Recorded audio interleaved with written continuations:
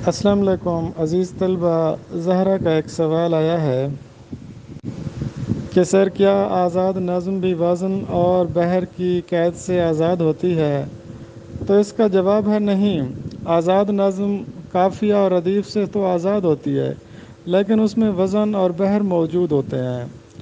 جیسے نون میم راشد کی ایک نظم ہے حسن کو زگر، اگر اس کی تحقیق کی جائے تو پتہ چلتا ہے کہ یہ نظم بحر متقارب میں لکھی گئی ہے۔ بحر متقارب مسمن سالم کا جو وزن ہے وہ فعول فعول فعول فعول ہے۔